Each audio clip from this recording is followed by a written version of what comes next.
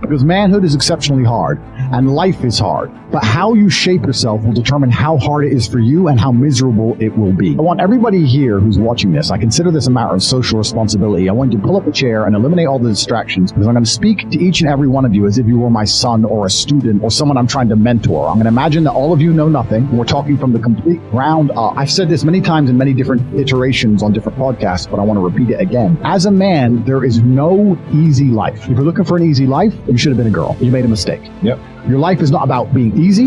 Your life is not about being happy. Your life is always going to be difficult. All of the pain you feel, all of the sadness you feel, you're supposed to feel as a man, and you have two effective binary choices. You either go through the suffering and go through the trauma and go through the hardship it takes to be a man of value, or you suffer eternity as a nobody.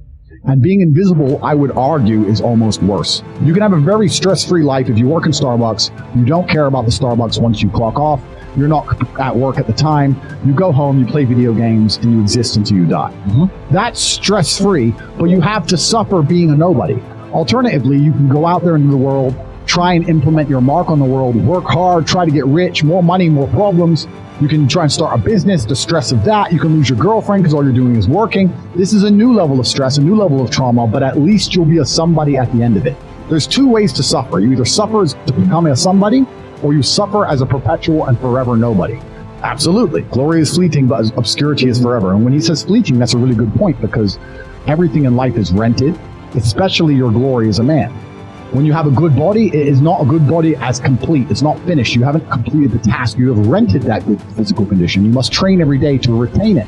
So everything is rented. Your body, you don't just get a good body and you're done. You still have to go to the gym every day to maintain that good body. You don't just get a hot girl and it's done. You still have to work hard for her to always love you and respect you. You don't just start a business and now you're rich. No, you have to start a business and work on that business every day. If you take your eye off the business, it will fail. Everything in life is rented. So when he says glory is fleeting, he's also absolutely not correct. Because glory is fleeting and you have to constantly and endlessly work for it and make sure that you never stop. Otherwise it will be taken from you. But obscurity is forever. If you never make a mark on the world, then you effectively never existed. Yeah. And when you're gone, nobody will care. The reason our Father is discussed at length is because of who me and Tristan are, and the reason we will be discussed forever is because who our sons will become. I think that a harsh upbringing and a harsh life makes a man a man. I don't think you learn a lesson any other way. But I come from the absolute bottom, and now I'm up at a position where we have a very large empire. A lot of it is shadow. Most people don't know what it is, but even our overt things, even our university and things that are online are turning over $15, $20 million a week. So we're doing crazy sums of money. So I've been from the absolute bottom to the absolute top. I've seen it all. And once you get past a certain level of wealth, once you get past a certain level of money, but then you understand what money is, right? So we say about money not being real. Money is not real from a governmental perspective because they just print it as nothing. But money is truthfully the stored time and energy of other people. If you have money, you have stored time and energy of other humans. Because hourly rates. That's right. Because I can take that money and make someone else use their time and energy for X things. If I'm going to come along and say, you're no longer my slave. As my slave, you had to work for a house and a car. You're no longer my slave. In slavery, let's actually look at slavery. Slavery is abolished. So now what do? You're going to work for me. I'm going to give you that. I'm going to give you some money. And that money is enough to only buy you a house and some food. We've just put money in the middle. Now, if I can make you do whatever I want for money, and I can print as much money as I want, you're my slave. Because I can print it from the sky, and you need it to live.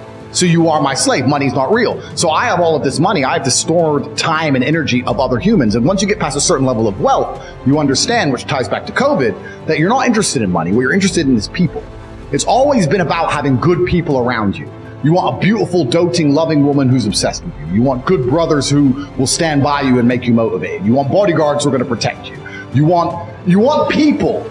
And then you want to look at it further down the rabbit hole. You want to get more sinister.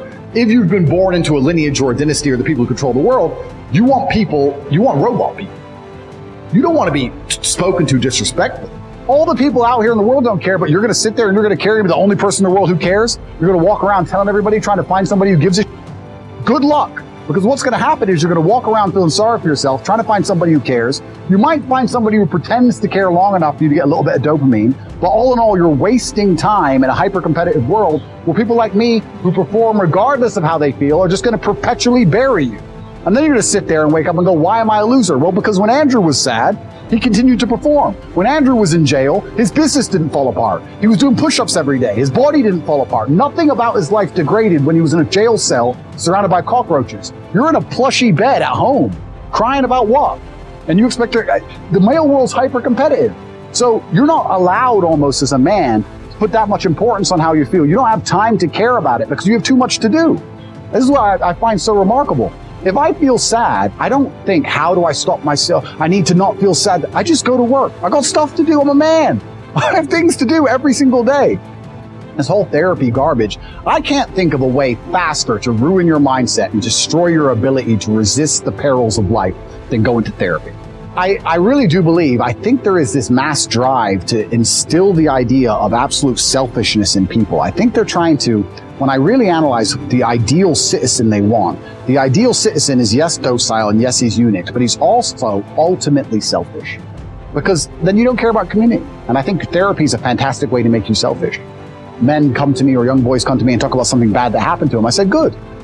Absolutely, not really good. You should be glad that thing happened to you because that's the reason you're going to be the man who can resist the perils of life in the future. If you don't give a man struggle, look what he becomes. Tell me the kind of man. If I were to say to you, imagine a man who's never struggled in his life. Physically, mentally, everything's gone perfect for him. Born in the royal family, everything's been perfect for him his whole life. I have a lot of people ask me, hey, how do I come across as high value? Be high value? How about that? That's the easiest way to do it. Why are you trying to fake? Why are you trying to lie? This is what's truly amazing about the masculine experience. I have so many people message me, and I get thousands of emails a day, and people are always looking for this hack or this cheat or this quick way to achieve something.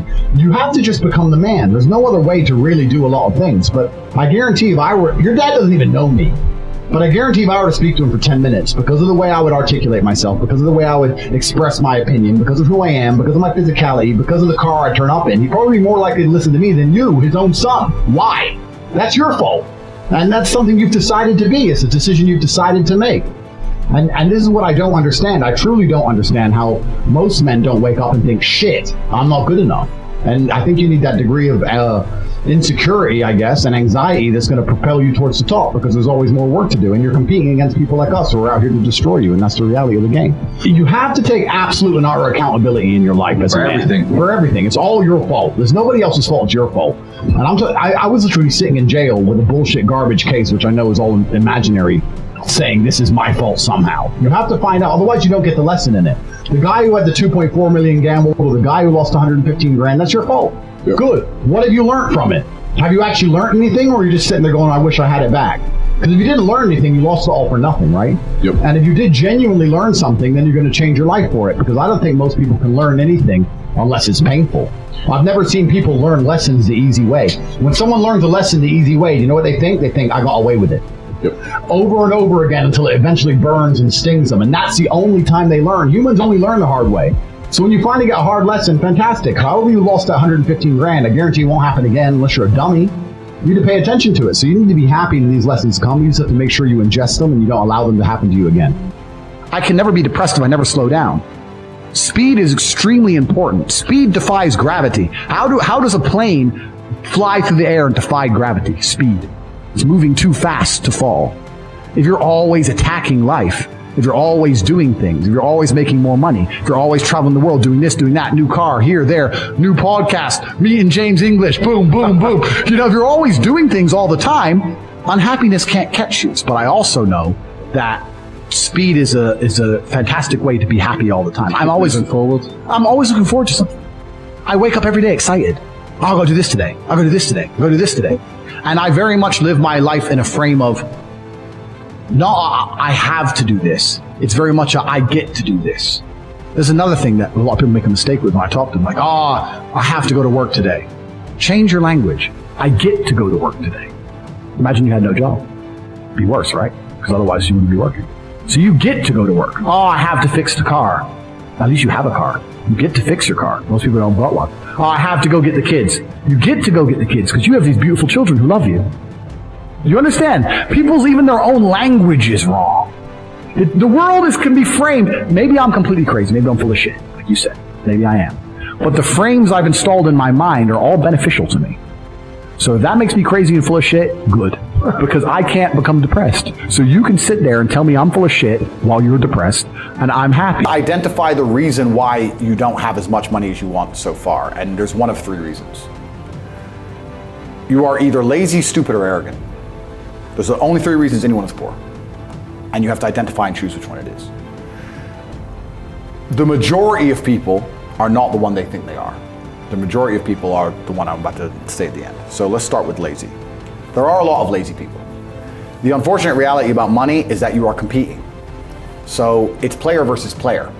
It's like anything in the world. If you want that beautiful girl, so does everyone else. You have to win the competition. You want that car, you have to get it first. You want that money, everyone wants that money. You have to compete. It's competitive. Business is competitive.